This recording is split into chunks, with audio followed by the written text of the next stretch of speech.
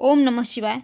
आज हम जानेंगे शिवलिंग के षोडशोपचार पूजन मंत्र सहित क्रम भी और उनके मंत्र भी। लेकिन किसी भी विशेष पूजा से पूर्व गौरी और गणेश की पूजा अनिवार्य होती है, क्योंकि गणेश जी हमारे प्रथम पूज्य हैं, तो सबसे पहले पूजा तो उन्हीं की होती है। इसलिए किसी भी विशेष पूजा व्रत या अनुष्ठान से पूर्व गौरी गणेश पूजन किया जाता है। तो स्वच्छ होकर पूजा स्थान शुद्ध कीजिए। एक चौकी पर लाल या पीला वस्त्र बिछाइए, उस पर माता गौरी और श्री गणेश का चित्र या मूर्ति स्थापित करें। नहीं है तो सुपारी में मौली लपेट कर, 2 सुपारी में मौली लपेट कर उनको स्थापित कीजिए। एक को गौरी मान लीजिए और एक को गणेश मान लीजिए। हाथ में जल लेकर संकल्प कर लीजिए कि मैं इस पूजा की सिद्धि हेतु, इस पूजा के निर्बाध संपूर्ण होने के लिए, अपनी कामना की सिद्धि के लिए गौरी गणेश की पूजा कर रहा हूँ या कर रही हूँ।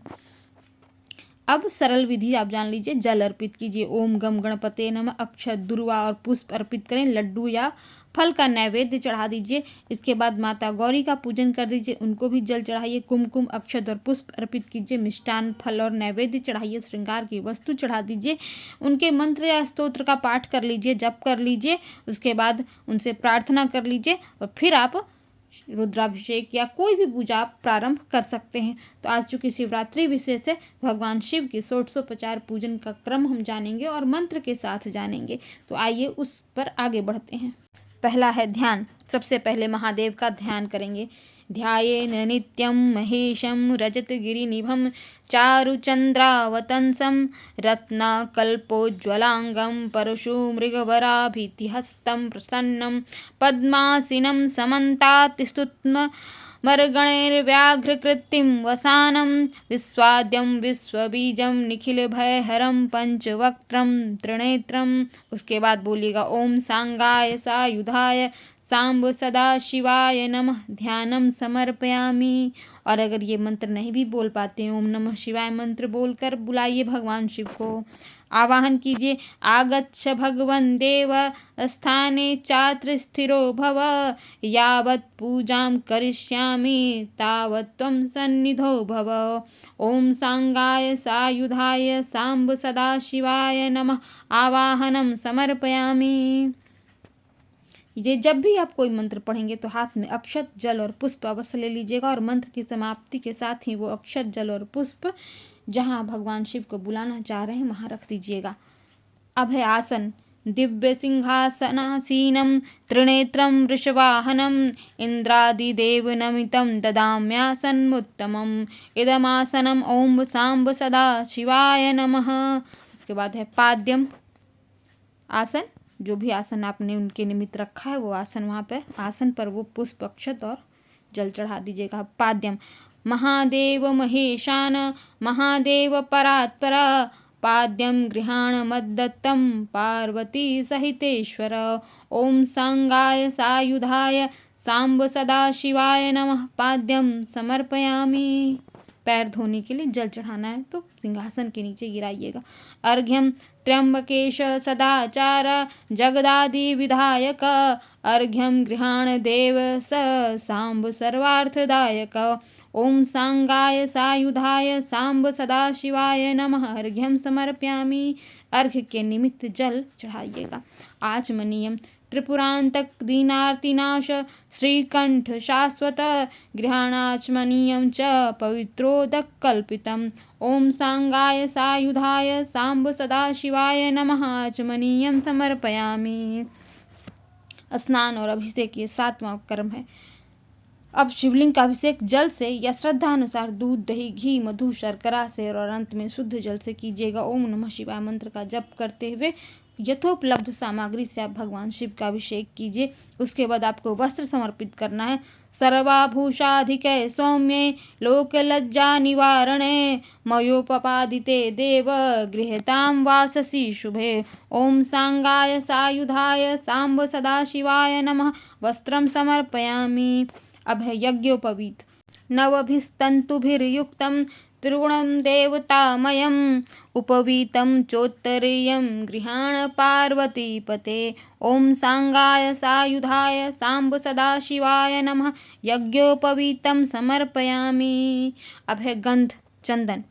श्रीखण्डं चन्दनं दिव्यं गन्धाढ्यं सुमनोहरं विलेपनं सुरश्रेष्ठ चन्दनं प्रतिगृह्यताम्। ॐ सांगाय सायुधाय सांब सदाशिवाय नमः गन्धं समर्पयामि। अब है पुष्पाणि। माल्यादिनी सुगंधिनी माल्यतादिनी वै प्रभु मया नीतानि पुष्पाणि गृहाण परमेश्वर। ओम सांगाय सायुधाय सांब सदाशिवाय नमः पुष्पाणि समर्पयामि। जो भी पुष्प है, जो भी पत्र हैं, सब आप उनको प्रेम से चढ़ाइए, माला चढ़ा दीजिए भगवान शंकर को। अब है बिल्वपत्र। बिल्वपत्रं सुवर्णेन त्रिशूलाकारमेव च मयार्पितं महादेव बिल्वपत्रं गृहाण मे। ओम सांगाय सायुधाय सांब सदाशिवाय नमः बिल्वपत्राणि समर्पयामि। अब आता है धूप। वनस्पतिरसोद्भूतो गन्धाढ्यो गन्ध उत्तमः आघ्रेयः सर्वदेवानां धूपोऽयं प्रतिगृह्यताम्। ॐ सांगाय सायुधाय सांब सदाशिवाय नमः धूपम ग्रापयामि। अब धूप चढ़ाइए, खूब प्रेम से धूप दिखाइए भगवान को, अगरबत्ती जलाइए, धूप जलाइए। अब दीप की बारी है। साज्यं च वर्ति संयुक्तं वह्निना योजितं मया दीपं गृहाण देवेश त्रैलोक्यतिमिरापहम्। ॐ सांगाय सायुधाय सांब सदाशिवाय नमः दीपम दर्शयामि। भगवान शंकर को, माता पार्वती को खूब प्रेम से दीप दिखाइए। अब है नैवेद्य। शर्कराघृत संयुक्तं मधुरं स्वादुचो उत्तमम् उपहार समायुक्तं नैवेद्यं प्रतिगृह्यताम्। ॐ सांगाय सायुधाय सांब सदाशिवाय नमः नैवेद्यं निवेदयामि।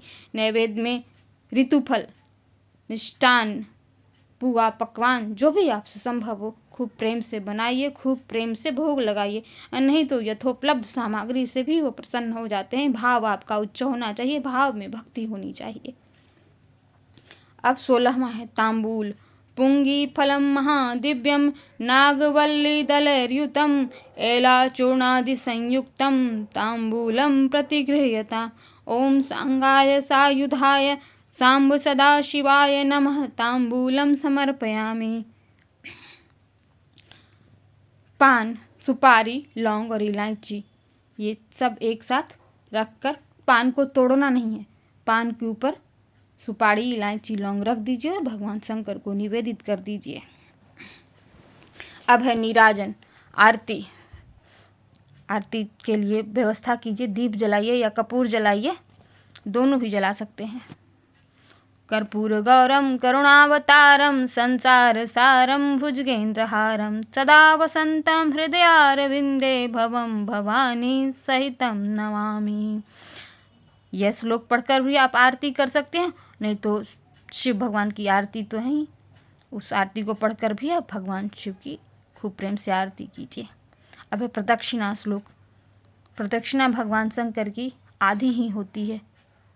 जो जलाधारी से जो जल गिरता है उस जल का लंघन नहीं होना चाहिए, तो इस बात का ध्यान रखते हुए आप आधी परिक्रमा कीजिएगा भगवान शंकर की 3 बार।